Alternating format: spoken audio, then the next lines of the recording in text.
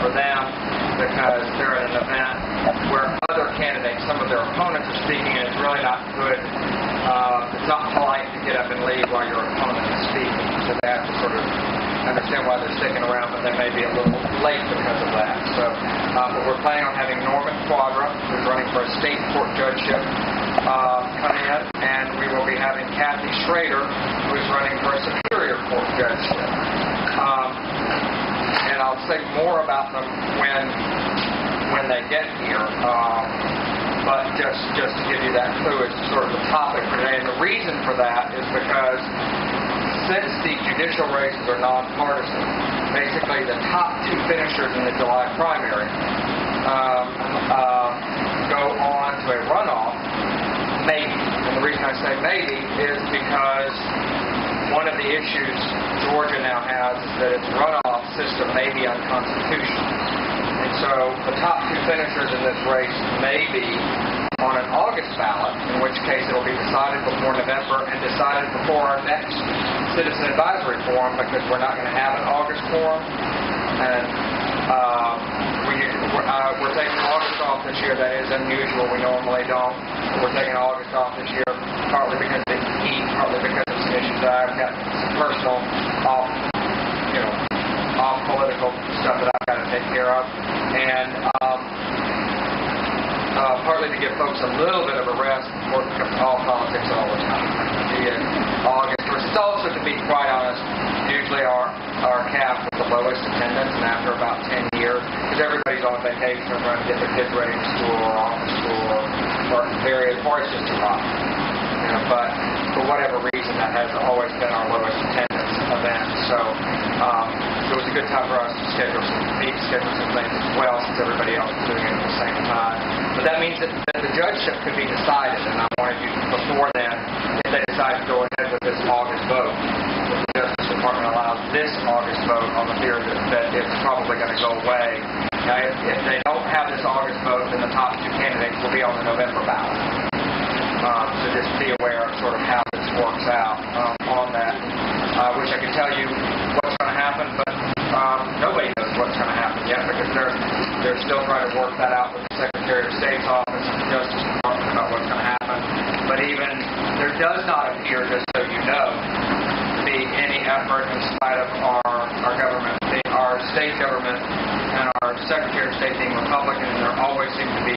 So that usually is reason enough to say, oh, well, Obama wants us to do it, and the Democratic Justice Department wants us to do X, so not just no, but hell no, even though apparently the Justice Department is on such solid ground that the Secretary of State Kemp is not planning on doing. He's trying to figure out how to implement it. He's told folks that his read on it is that our runoff system may have to go away. Either go away or radically change, because we would have to allow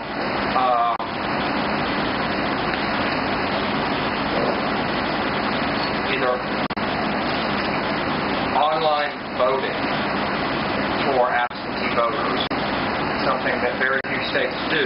It can be done. Oregon is the one state that I know that's sort of famous for that. Not online voting on election day, not same-day online voting, but online voting for absentee voting. I don't know how Oregon does it. I mean, I'm doing good to know how we do our voting here.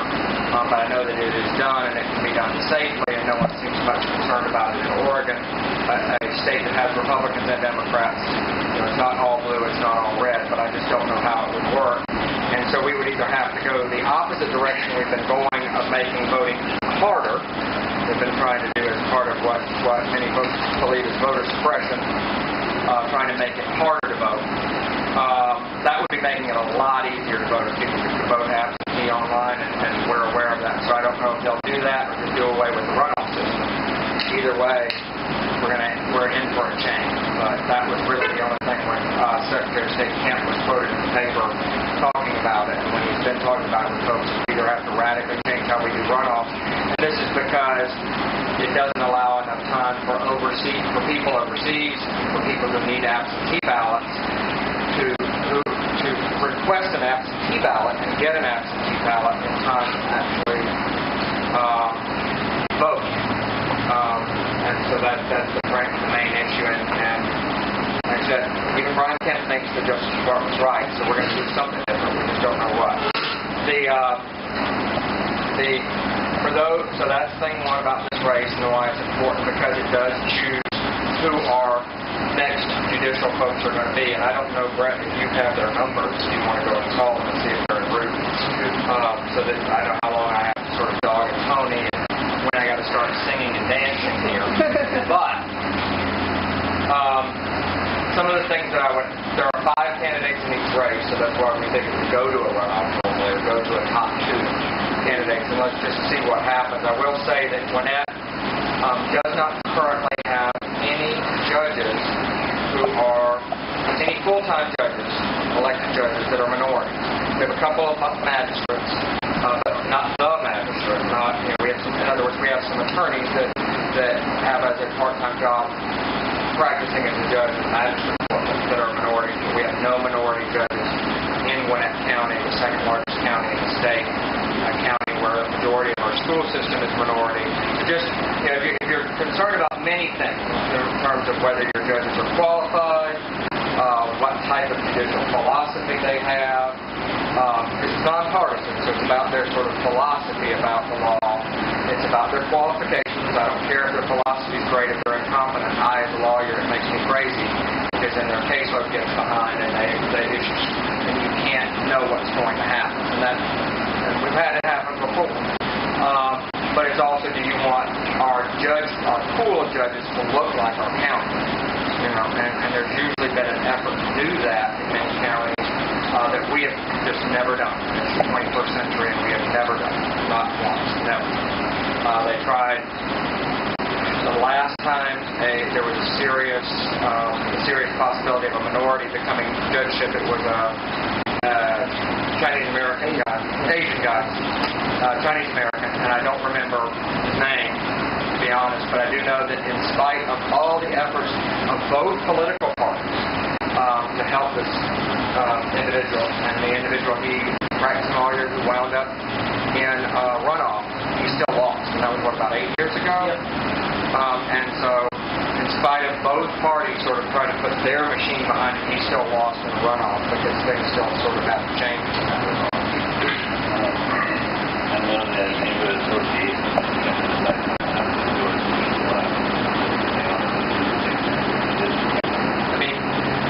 if you are not a 501c3, you can endorse. That's the rule. Okay. If you're not a church, or the lawyer, there are some other exceptions. If you're not a lawyer, not a church or a 501c3, there's some other exceptions. If you personally are a member of the military, you're not allowed to, or active duty military, you're not allowed to endorse. As far as any association, any group, if your tax status is some other C, you can be a nonprofit. You just can't be a 501c3 nonprofit, then you can endorse in any race. For what those endorsements matter or not matter. So anyway, that's where we're at on the judgeship. So I just say that because I think it's an issue that we have to look at is, do we want our judicial pool, especially because certainly the folks that are in the judicial system, both plaintiffs and defendants on the civil side, juveniles, and folks on the criminal side, look like Gwinnett County. But our judgeships do not look like Gwinnett County. And some people will say that affects sentencing, especially on the criminal side.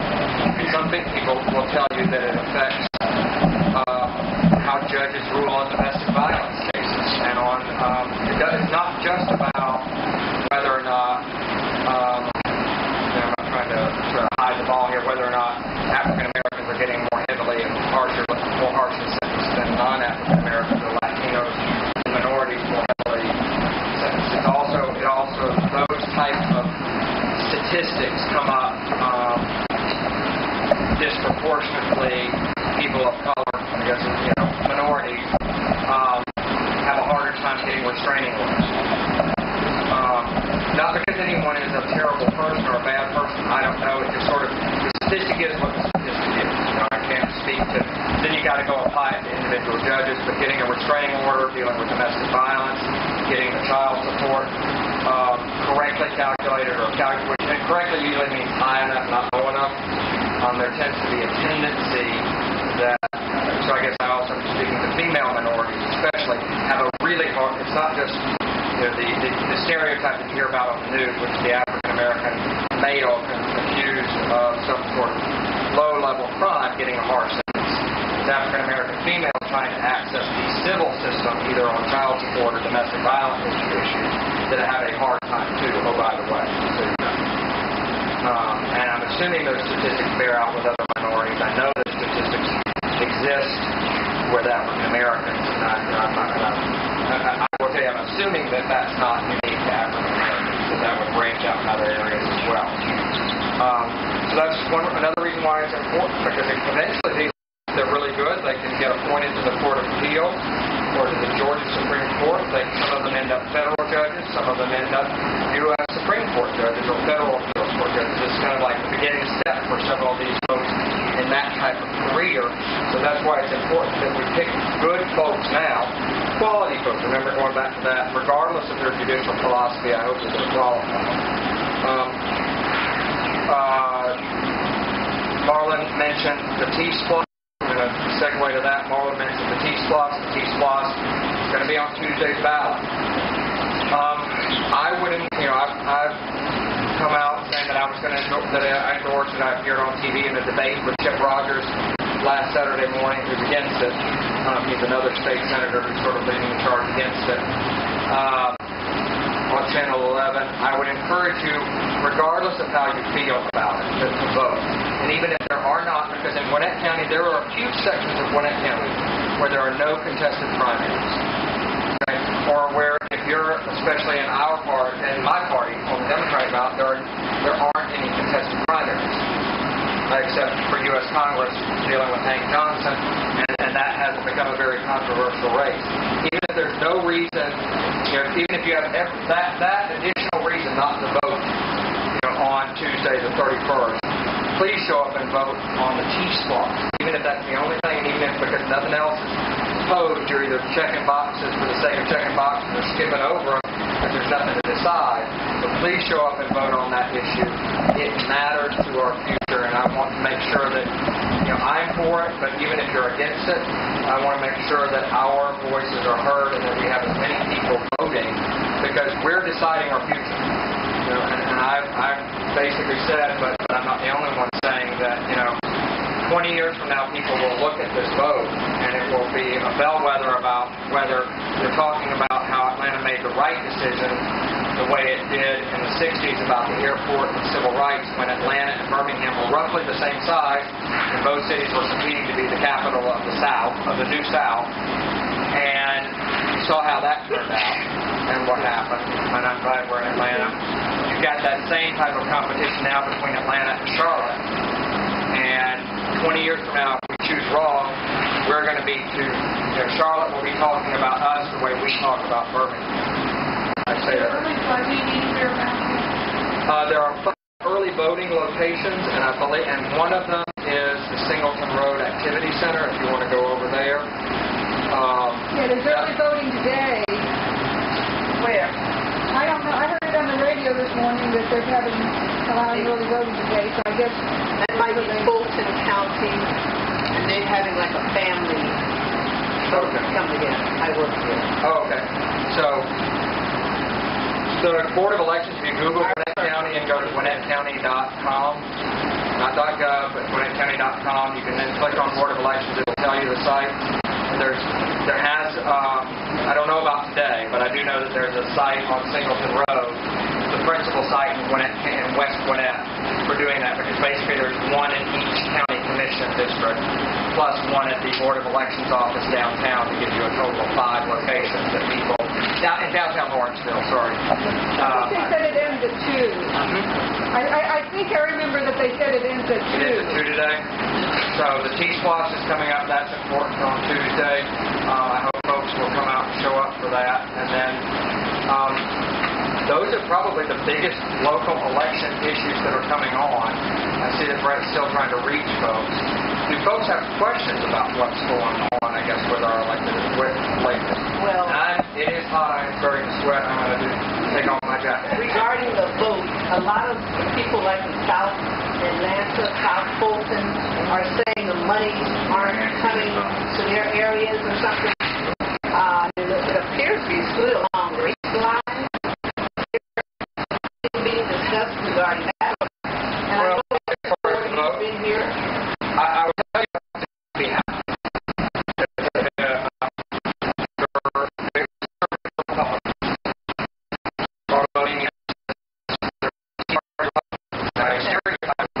So to answer your question, is it running down on race lines? Okay. No, I say it's not. Is there a racial element to the vote? Yes. But it depends on who you're asking. How that's playing out. People vote racially. No. I'll tell you that we're going, the Tea Partiers are basically a strong believer in no taxes, no matter what. So even if I truly believe, although some of those Tea Partiers are probably voting because they do not, they believe that that the Tea Party might encourage mass transit will encourage diversity in their areas, and they want diversity in their areas. Even if not all Tea Partiers are like that. Okay? Even if that was not an issue, they'd still be voting no because they don't want.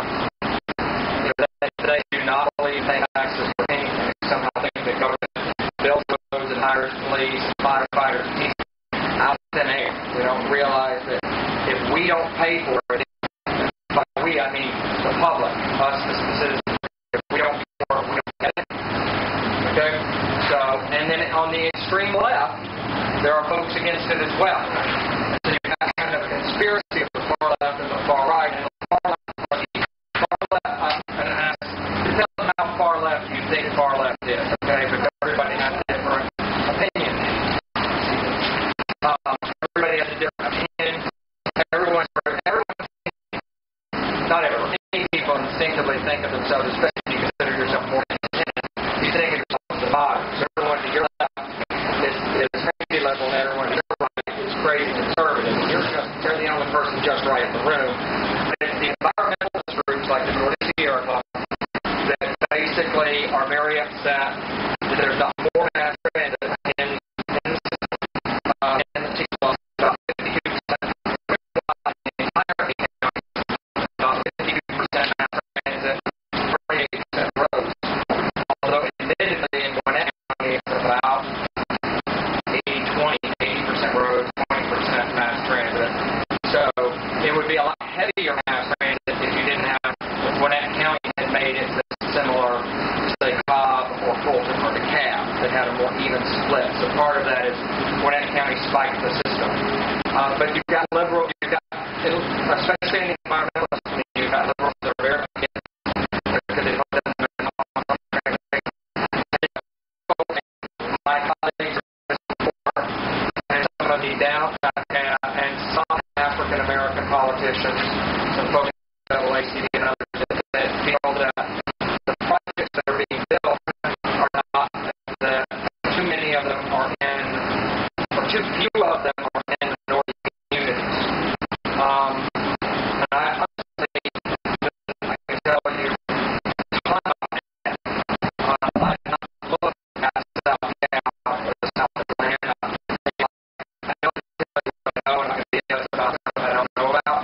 So I don't know why those people focus on South Atlanta, on essentially South Atlanta, South Cal, as opposed to, I think I spoke in a group where I definitely believe that there was a racial element how Cal County came up with the rest. You may like it or not, or you may not like it, but that was actually broke to be very blunt in favor of South Cal, so it's got to be an issue that seems to be predominantly in, because the folks in the map, the North Cal folks that are like, why not being spent in our area, and because of the power structure they have, so it didn't count, my guess is that they do full with us, specifically South Fulton and the South Atlanta, specifically in South Atlanta. But as a region, I would say that's not the case. I would say the major region that's just, if you look, you've got to stop thinking about your neighborhood, your barrio, your crib, and your hood, whatever it is, and I know. It just doesn't sound like I said it doesn't sound well, I feel in the hood. It's all right. It feels in the hood like the hood. But again, we've got to start thinking of regions because Atlanta is, curiously, Atlanta itself has a very small city. Like other cities, Atlanta metropolitan area.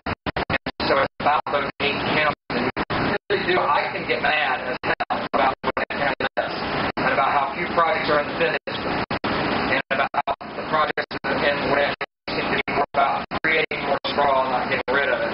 But on balance, when I look at the entire 8 counties, so for it. So that element has come up. We've got more candidates here, so I'll take the 3 hands that I saw, and then we're going to move on to what we were here for. So. Now, one of the concerns I had from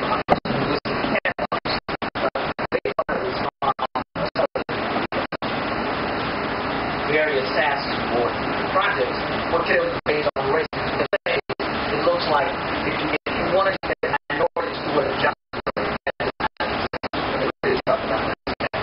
and so my point was, well, that compared to what we, however, we don't start down, and that this is more than just a given county, a given region. That's how I would look at it. That's I think it's yeah, there's a limited amount of money. I'm not going to speak too much. I only had one DeKalb County precinct, and $8.4 billion, which is what the whole tax would raise in the 8-county region over 10 years. Sounds like a lot of money, except that it's not. I can tell you this. There are those who say that doesn't go far enough because it doesn't raise. There are other progressives who believe that go far enough because it doesn't raise enough revenue to do it out, period. There are those on the left that say that it should tax progressives. You've got some other groups that are against it. But the list itself, much that I want to own about my county list, we spike the statistics. If you take that money out of the equation, it is a fairly decent public transportation list, a fairly decent list. The situation with DeKalb County is because it was a limited amount of money, because rail is so expensive, and DeKalb County is committed to the extension of MARTA, heavy rail, which is the most expensive kind of rail to extend. It's good, better, and different. They can either spend money extending MARTA further out to the south, and east, west, or start as we were talking about going more south to the minorities, or people from south, regardless of what their race are, or on the north side. DeKalb County, no offense, so the county decided that because there was not enough money to do both, there was only enough money to do one. They chose to do the east-west expansion and not the north-south new construction. And so I can't say that anything about it other than on balance, if I were to take Gwinnett County out of the list, it would be a much better, be a good list.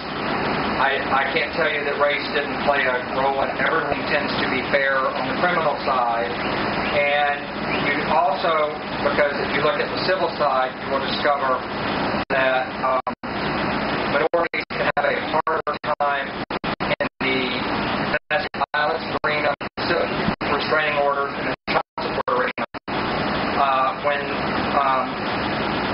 When a specific judicial area has a judicial system that happens to be Gwinnett County, doesn't look like the county, you'll discover that I'm not looking at anyone saying anything even consciously, because sometimes it's very subtle and they don't realize it.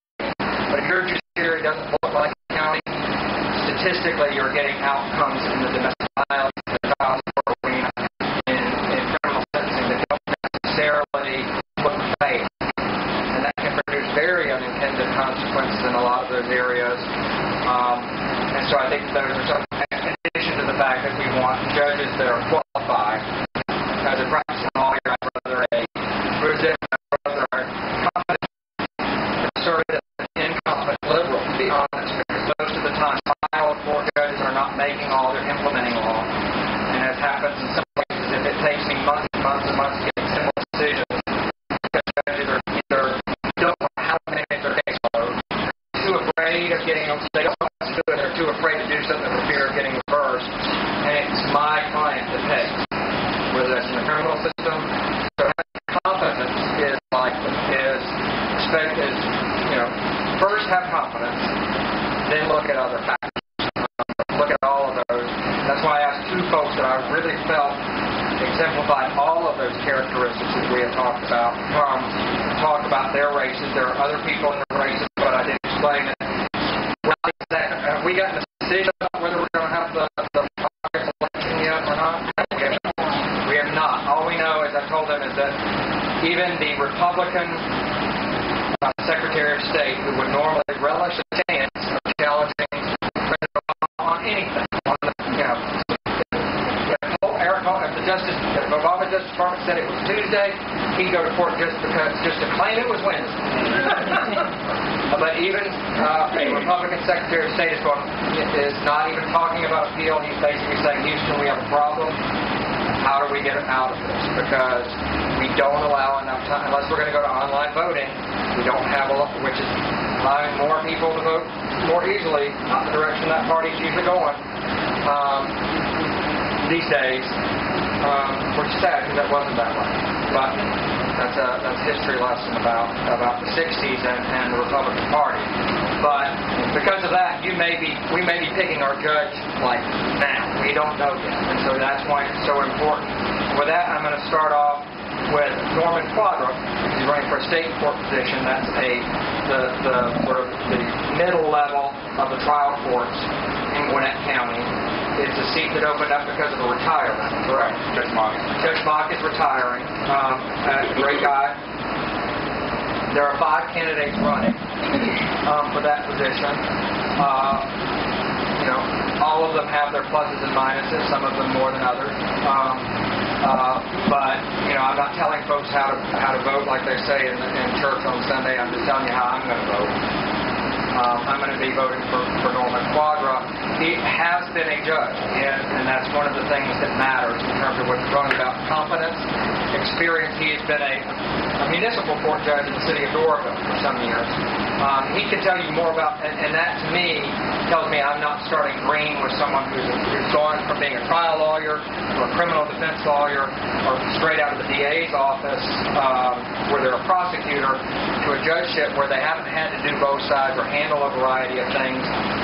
The advantage of it being one of these entry-level judges, I'll put it that way, not to make light of it, or less of what you do in the city of Doraville, but a municipal or a magistrate judge to be able to do that does give you that sort of experience to be able to go out in the community and say, yeah, I've already seen this, I already know how to balance things out. I have done, and it's someone who still has to practice law because that doesn't pay your mortgage. It's like my job in the state senate doesn't pay my mortgage, so they're still having to do other things as well. I think that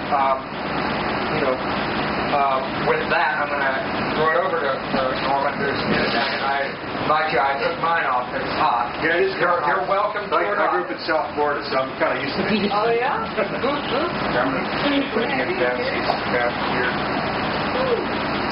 What I'm passing out is, one is from GwinnettForum.com, where we were endorsed by Elliot Brack. The other one's a push card.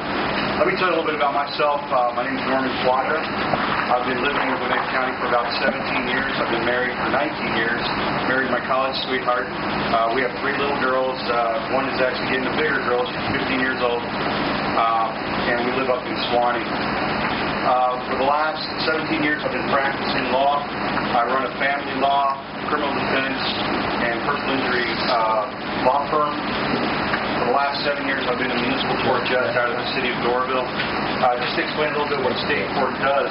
State court handles basically misdemeanor cases.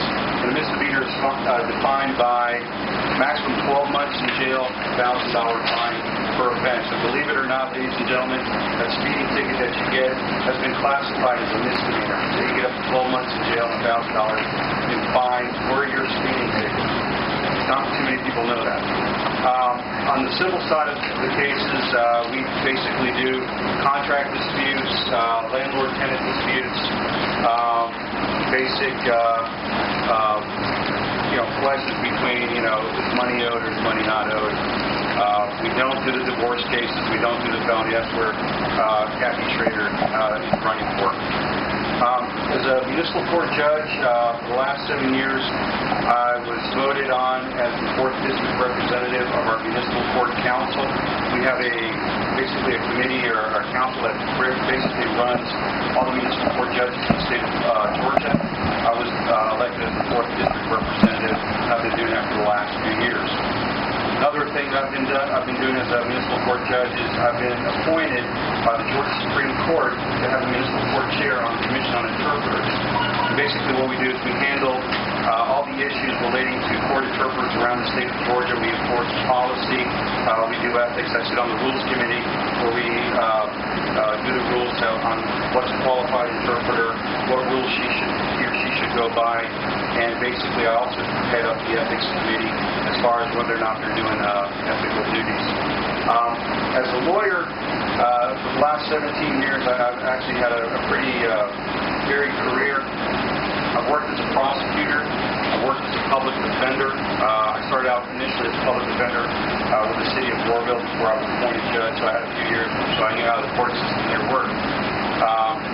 I've also worked on the civil side, representing women, domestic violence issues, getting TPOs.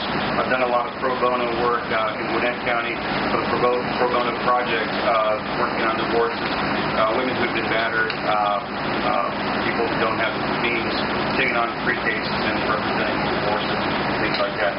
I've also defended against on civil cases. I just represented a lady who was the mother of a 2-year-old child who was at home, and her husband came over to the house. They were separated.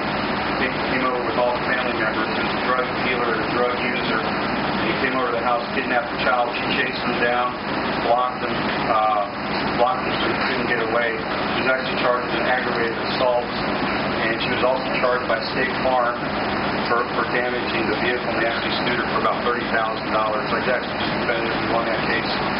But I've basically done it all. I've practiced from the magistrate court all the way to the Georgia Supreme Court, arguing issues. My last Georgia Supreme Court case that I argued was regarding implied consent issues, where we were arguing that people had a right to have their rights explained to them in their native language so that they would understand and be able to exercise these rights. The Georgia Supreme Court ruled against me on that one, but I was later vindicated by the Connecticut Supreme Court in their own case, where they actually decided that people do have a right to understand their rights, which is pretty interesting to me, because you have to explain that to you.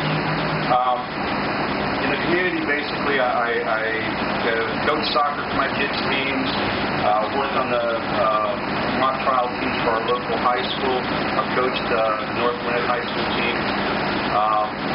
And I was sitting before on student council on the local Riverside Elementary School Council, representing basically the parents and acting as a liaison between the school administration and the parents. So I've done a lot of things. And then in law enforcement, before I even got to law school, I worked as a probation officer, handling felony cases, and working with gang-designated kids who needed supervision while they were acting, while they're on probation. So just making sure that they're working, staying out of trouble. So I've had a pretty good experience. As I've passed out to you, you see I've been endorsed by Elliott Brock with the Gwinnett Forum. The way that worked was they interviewed us, they asked us, had written questions, and they looked at our qualifications, and they looked at everybody that was running for that position.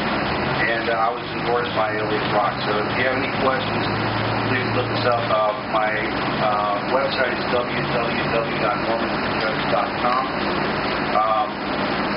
Basically what got me into practicing law and really fighting for people's rights. I'm Nicaraguan. I speak, believe it or not, my first language I spoke is Spanish.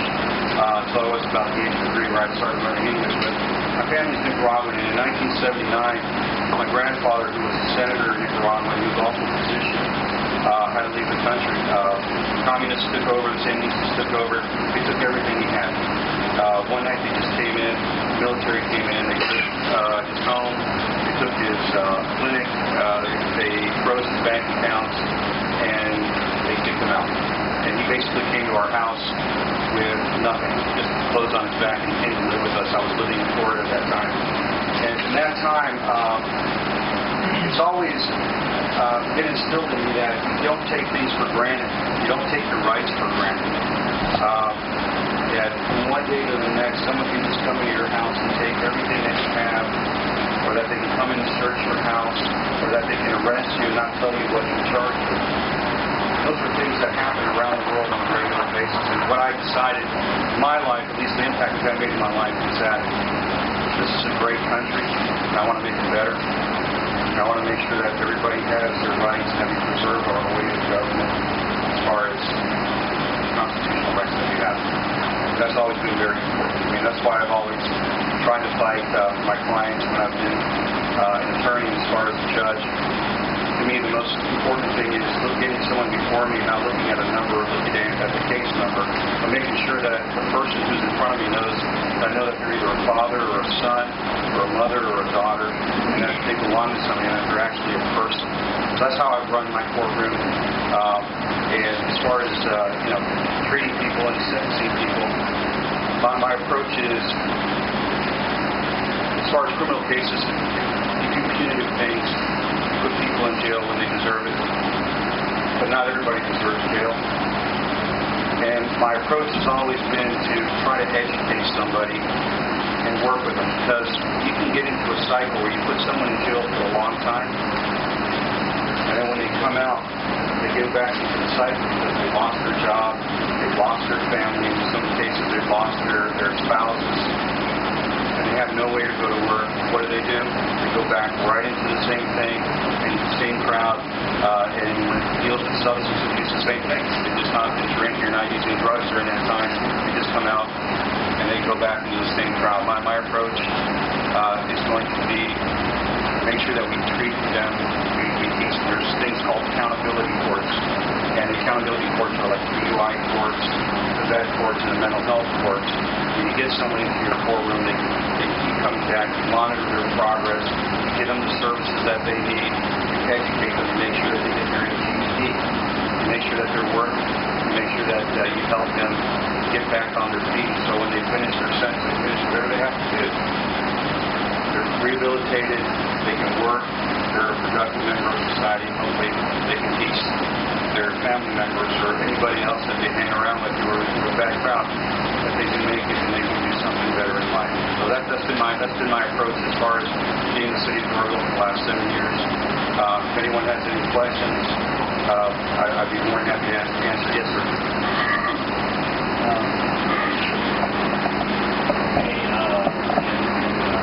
Where I live, yes, sir. There's like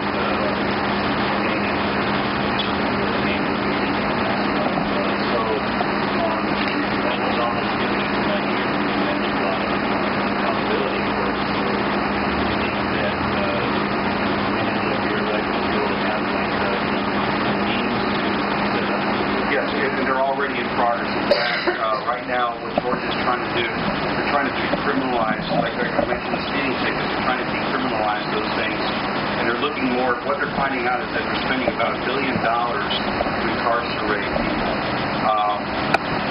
We are actually one of the highest. We're up there as far as numbers, as far as incarcerating our citizens.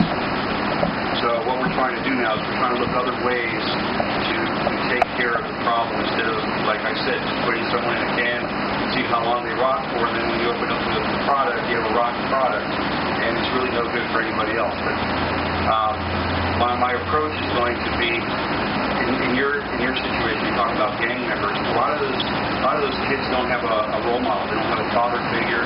They don't have someone to be able to guide them. Education is a big one. GED programs for youths who are coming out and are getting sentenced.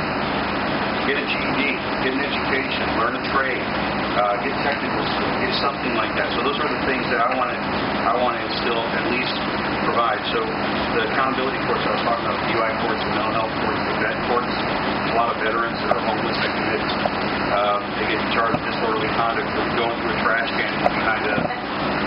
In any leadership position is the heart. Why somebody leading? Is it for the right reasons or is it for their own reasons?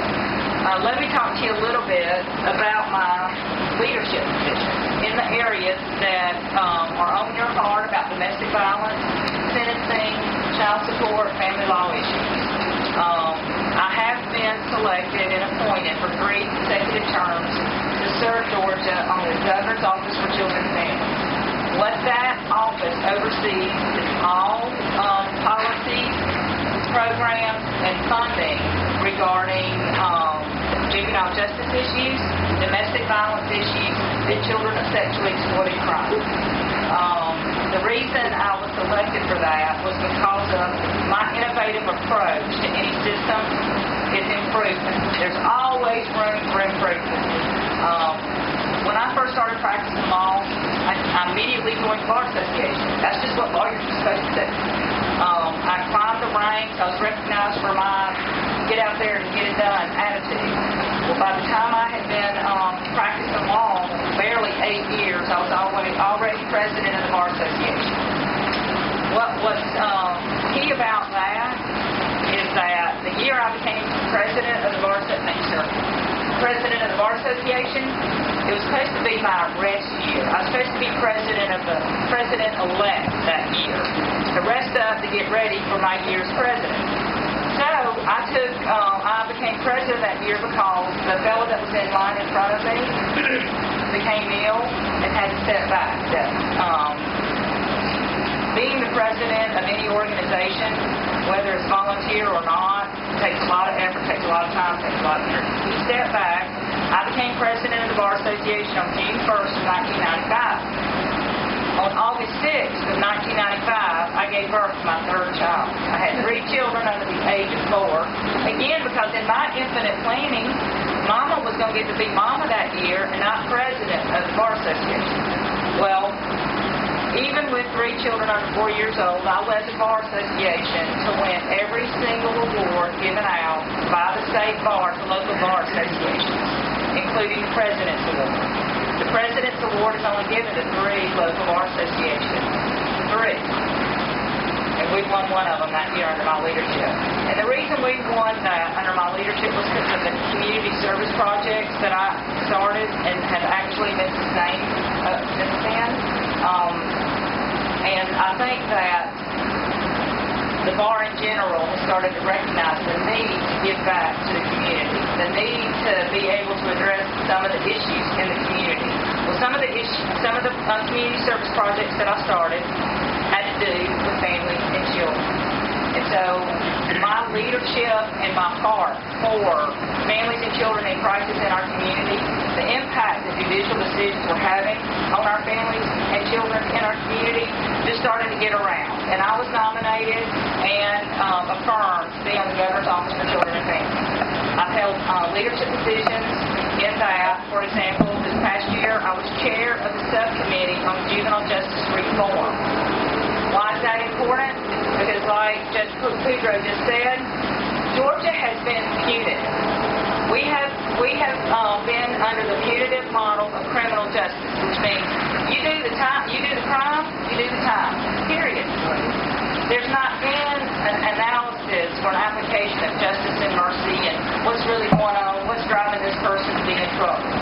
Well, the national models out there have indicated that restorative models of justice actually promote healthier communities, build stronger families, reduce crime. And why is that important? Because when you reduce crime and you build stronger communities, you can shift very important, necessary budgetary dollars out of law enforcement and prison maintenance, into education. Okay? But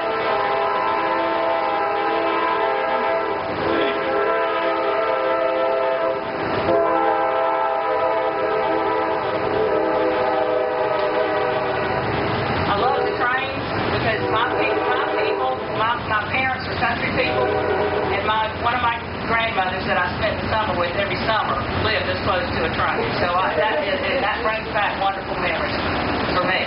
But what's important also is that there are national models out there that promote healthier communities by collaborating the system. We have a lot of untapped resources in this community that can be addressing issues such as domestic violence and child support issues, bridging the gap between people that are coming out of the system and they're not equipped with job skills, how to balance their checkbook, how to get a job, anything like that. There's resources out there that just have not been connected. So part of what I've offered is this leadership and innovative visionary model that I've brought to the state and federal level to Gwinnett County through this candidacy. When I was this past year as chair of the subcommittee on juvenile justice reform, we have our panel at the Governor's Office for Children and Families has created a model now similar to the criminal justice reform that Governor Deal and the legislature signed into effect back in July, where we are no longer going to treat nonviolent offenders with the same application of the punitive system as we do the more violent and regular and consistent offenders in the system. And what that means is that we set up models so that when someone first comes into the system for shoplifting, see, if you shoplift and you steal an iPhone, you're in big trouble, even if it's your first time into the system. Now, as a nonviolent offender, we can connect that nonviolent offender to applications out in the community, such as community service, education, intervention programs, things like that, where we are equipping, educating, and empowering those people to make better decisions. And to try to also figure out what's up with shoplifting. Why are you here? Why are you coming into the system? Because the judiciary, especially for nonviolent offenders, is the gateway. When people come into the system, that's the gateway into the system. And if you can address why are people coming into the gate and try to, as Judge Pedro said, intervene, use intervention models that are out there and keep them then out of the system, then you reduce the crime. And reducing the crime is so important. Now let's talk about domestic violence. I work closely with the Partnership Against Domestic Violence. I have represented many victims of domestic violence. I have some information here on the about what domestic violence is doing to our culture. 1 in 4 women are exposed to or victims of domestic violence. And studies show that the children of these women, if they are exposed to domestic violence, they are 75 times more likely to get into the juvenile justice system than children who are not. Okay, there are systems out there and there's resources out there where we can train our teachers, we can train our parents, and we can train people in the community to recognize symptoms of domestic violence before it becomes even more epidemic. And then there's also resources out there in the community that we haven't tapped into that want to help families that are going through the system of domestic violence. Right now, what we offer people who are in the crisis of domestic violence is basically sending one of the parents out of the home, and it's usually the perpetrator, and the number of women who are becoming perpetrators now is increasing. But the one parent is usually removed from the home, and they're ordered to go to anger management. That's putting a Band-Aid on a serious issue in this community.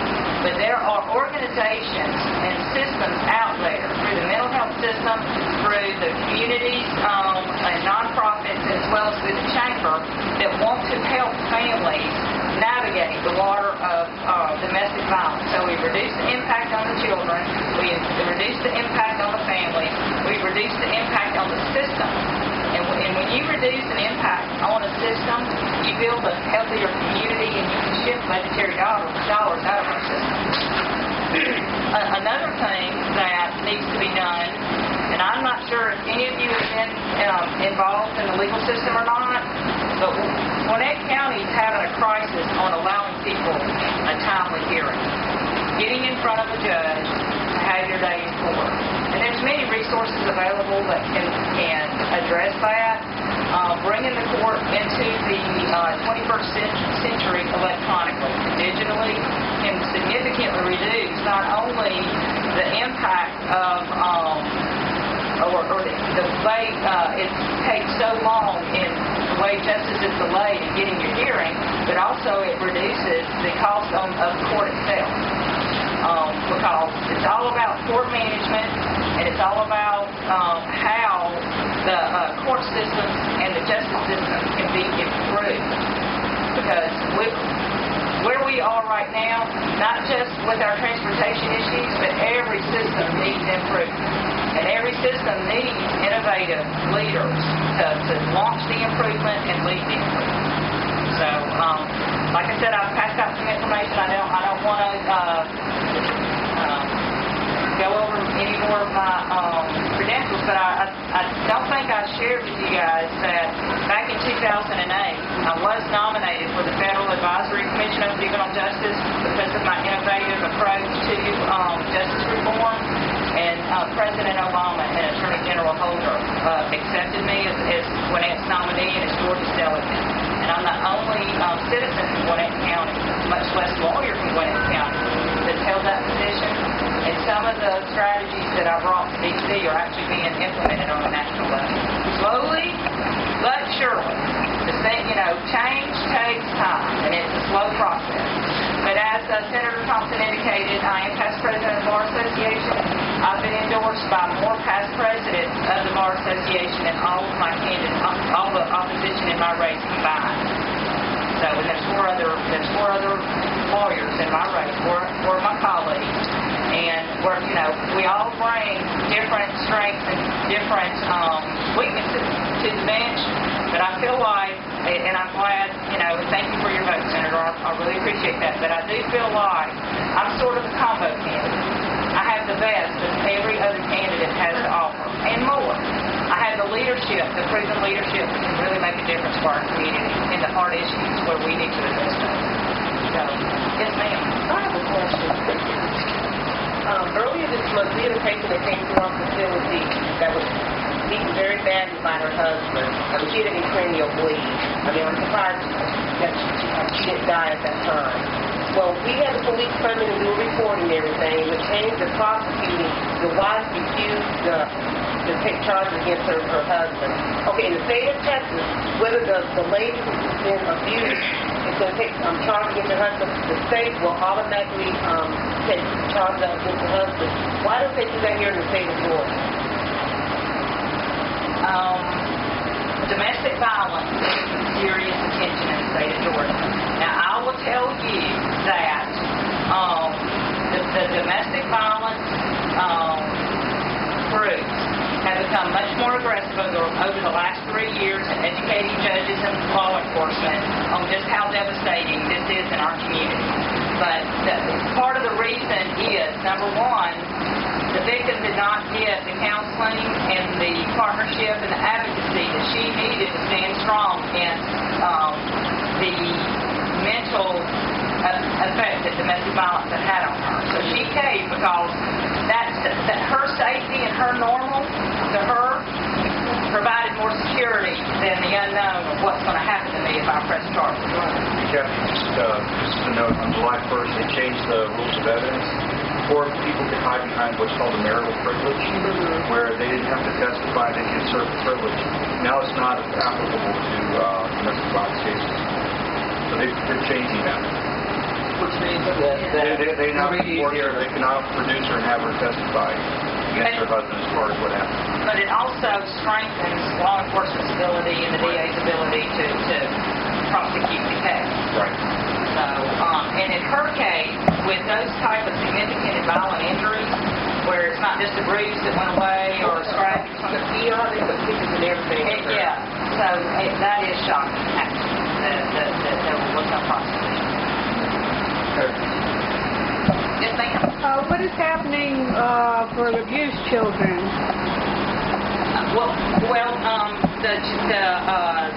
Children who themselves are abused. Right. Well, and that's the model that I was talking about. Right now, they they are falling through the cracks, to be quite honest. About 4 years ago, I came to some of the Superior Court judges with an initiative called the Fraud Initiative to basically encourage the judges to bring all the systems to the table, because those are the national models that are productive, and those are the national models that are reducing the impact of violence on our community. And part of the model is to connect the Children's Home, Foster Children Foundation, and DFACS, Juvenile Court System, the caseworkers, CAFSA, the school system, to address these issues so that when children do come into the system, there's a plan in place. There's not a plan in place for them right now. When children come into the system, mom and children are just given a piece of paper called a restraining order and either connected with a shelter or given, some other instructions. There's not a safety net. There's not a plan and a strategy in place to address that. And the reason that is key is because of the impact that psychologically that the violence has on the women and the children. Because when women and children and men are exposed to violence and it's not addressed, they start disconnecting from personal relationships. And when they start disconnecting from personal relationships, they no longer care whether they're hurting people around them. And that's why we've seen such a skyrocketing increase in not just crime, but violent crime. Just like we saw out in Colorado, the level of the violence is because people are being desensitized to interpersonal relationships through bullying in school, through bullying that's happening in the home. Because let's face it, domestic violence is just bullying that's happening in the home between the parents. And the models that are put into place through the restoration is also to equip people to have more positive, more healthier interpersonal relationships, and to learn how to address conflicts in their lives without acting out. Yes, sir. Thanks to the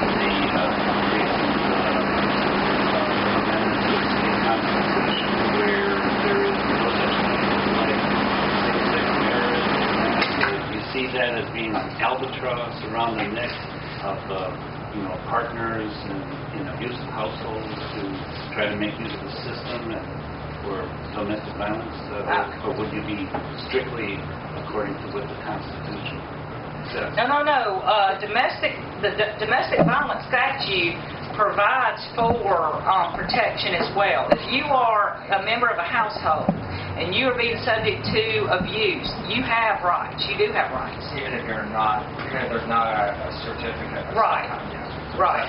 See, the Superior Court is a court of equity. And again, part of what Senator Thompson's talking about is the person you want on the bench is somebody that has a heart to apply that equity and to apply the law fairly to you with dignity, and who's proven that and established that. But there are laws in place that protect the dignity of every one of you and to protect you from violence in your home. Yes, sir. What other cases do Superior Court judges take besides domestic violence? Well, the Superior Court has exclusive jurisdiction over domestic cases, not just domestic violence, child support, custody, any kind of family law disputes.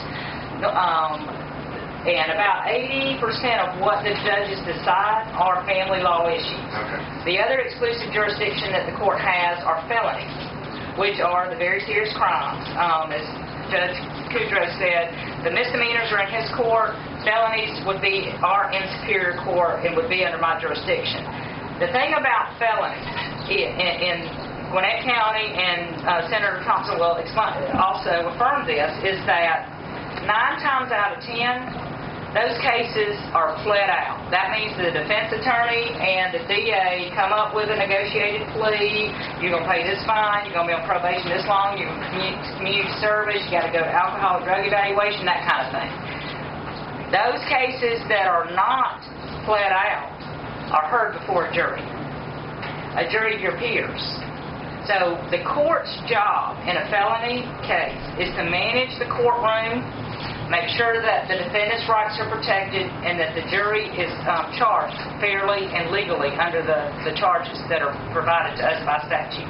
We also hear land cases, and we also hear any other civil case. If you have a personal injury case, if you have a contract case, if you have a wrongful death case, if you want to sue your neighbor, you can sue your neighbor in Superior Court. But the exclusive jurisdiction for divorces, felony, child support, and domestic violence is in Superior Court. I saw some of the same hands come up, unless it's something, or just because of time. I'll go to you, but I do encourage folks to do the question. I'll stay for all your questions. Yes. This is real quick. Yes. The restraining order, and this is no offense to the judicial courts or anything, but the restraining order, this is what it is, a piece of paper, because I've known several women who had restraining orders that were shot point blank by their ex-husbands in the head. And secondly, what are they doing in Georgia for drug trafficking these women through Georgia? The child sex, okay. It's under C6. Human trafficking. Yeah, human trafficking, but it's on any given day, Georgia and Gwinnett County are in the top 5 in the nation for human trafficking. That's not a list we So want. does that go through Superior Court? Yes. Okay. Yes. And there's a task force in place. We are training police officers across the state to recognize that. And see, that's a whole different level of restoration, because people who have been a part of the sex trade, they are broken.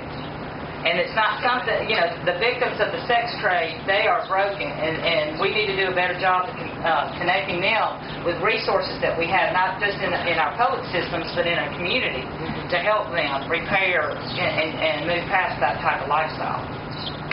Yes, ma'am. I have a question. Of all the things you talked about, all the improvements, all the linking and connecting all the dots, does this all come down to money?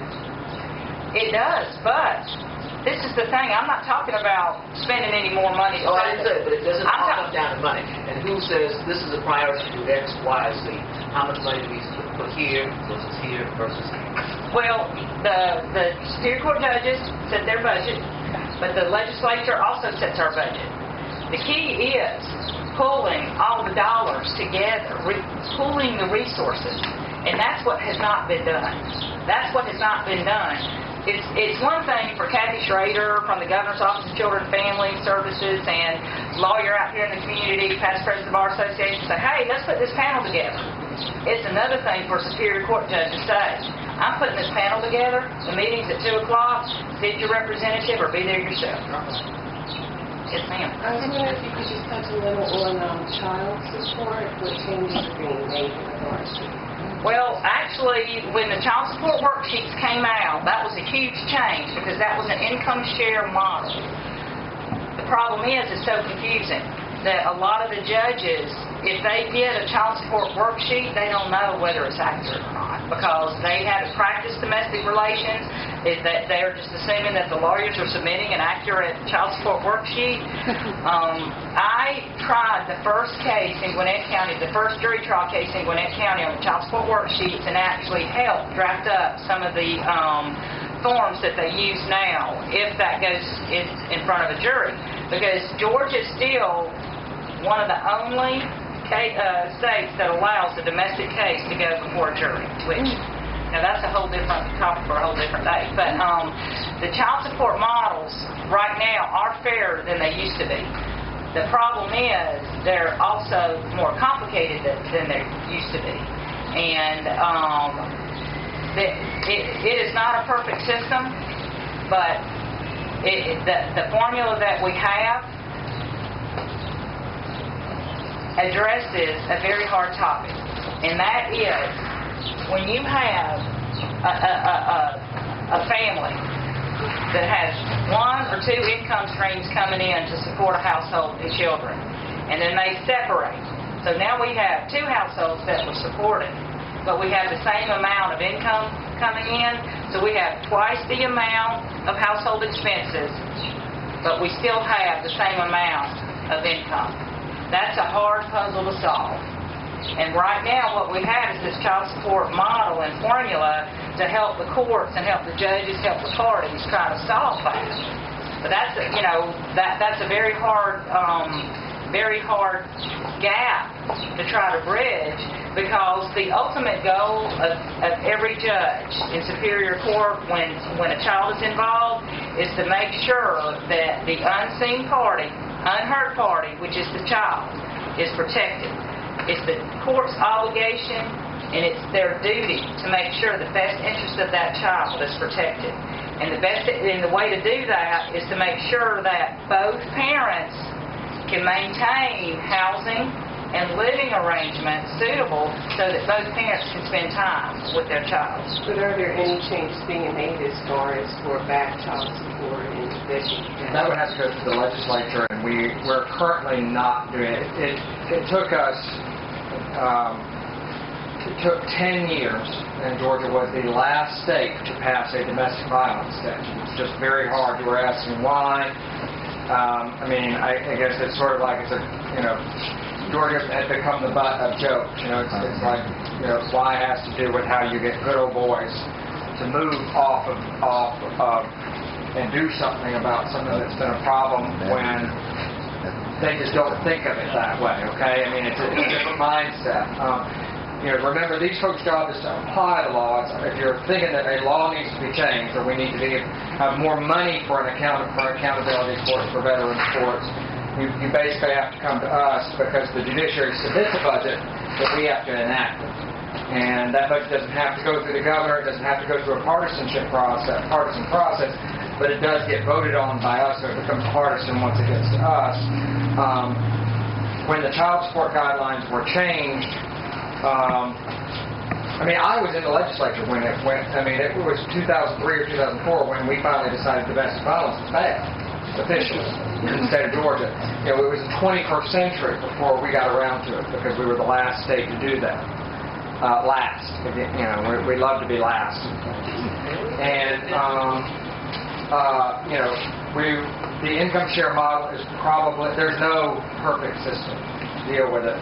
But it took so long to get a system that tries to deal with the modern issue of two-income families, because most places are now two-income families, and get away from the old, the wife was the homemaker and the only real issue is does she get alimony? How do you deal with two sets of credit cards, two cars, two this, two that, two everything? How do you deal with all of those issues?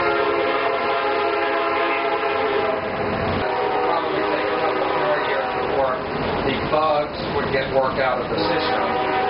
Right now, software programming, I've done courses, Lord knows, all I'm entering is I ask for the documents, I enter them, I have no idea the algorithms behind. To be honest, like if the software person was biased and cooked the program, nobody would know. I hate to tell you this.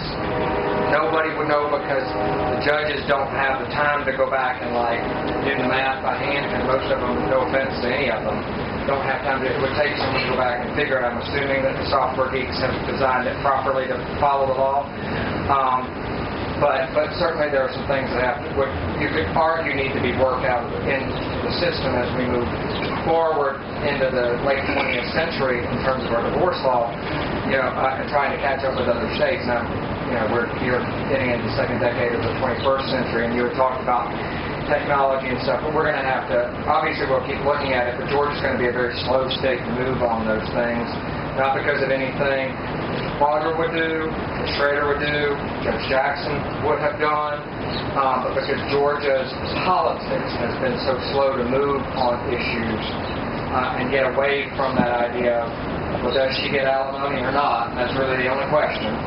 And to now what? Because you have second families, so on and so forth. What do you do with it to make sure everybody is okay? And so between now and then, it's going to be up to judges, whether it's hopefully Judge Schrader or Judge Ray or Judge Davis or whomever it is in whatever jurisdiction, take a look, because I do believe they have some discretion. Take a look at, okay, this is what the guidelines is, but this doesn't smell right.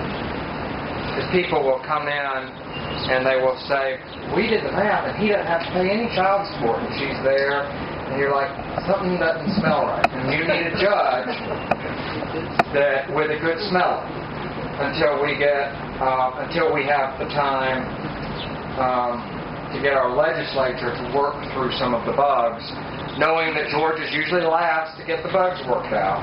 We need judges that are willing, that are brave enough to step out on a limb because they can get appealed and overruled and say, I'm going to vary from this because this doesn't smell right to me. And go forward with something else. I'm going to make some inquiry into how did he end up owing nothing, or how did she end up owing nothing? Because the assumptions that we've also got to get away with the bias that the woman always ends up with the child. That's also, those days are also not always true. But make sure that this makes sense. And so until you get some legislators that are collectively working on those issues, whether it's domestic violence or mental health and things like that, and dealing with the money, a lot of this is going to fall back on judges that have a good sense of equity and fairness, especially at the felony level where folks can get who actually are probably schizophrenic, not sociopathic. That someone can sniff that out to see what have we got to do. Sociopath is someone that there's basically no help for. They really are just sort of genetically a criminal. And That's what schizophrenic, judicial experience brings. schizophrenic is someone that if they're taking their meds, more or less, we got an okay person. Yes. But it's how do you deal with that? Right. And what is the history? And the same with domestic violence, so it affects other areas. So that's why I encourage you, don't just assume that, oh, well, that's an issue for the lawyers. I'm not even going to vote on these judicial appointments. It really does matter. Because you never, what is it? We all hate lawyers until we need one. No one cares about the court system until we got to go to the court system. So I would encourage you to take a look at that. But until you get a modern legislature willing to deal with modern problems, not the TV show, but it's Modern Family. But yeah, until you get a legislature that's willing, that has watched a couple of episodes of that show. You're gonna rely a lot on these judges to deal with these issues. I just want to leave you with one comment, one thought, as you get ready to make your decision on who your judicial candidates are going to be. Nobody's in a courtroom because they want to be. You don't wake up one morning and say, hey, I think I'll go visit Judge Schrader. Nobody's there because you want to be. You are there because you have to be. Your vote is about you and the type of person and the type of heart you want on the bench making a difference for your community, making a difference in the life of whoever's in front of that person, making a difference for you and your family, and understanding the complexities of all the issues and all the emotions and all the law that goes into why you're in the courtroom in the first place. So just remember that. It is important. Judges are very important. We're the third branch of your government. The third. And, we get overlooked a lot because there's not usually judicial elections like this. It's a historic time in Gwinnett County. You're getting 3 new judges. Make your vote count. Thank you for coming out. Thank you for having us.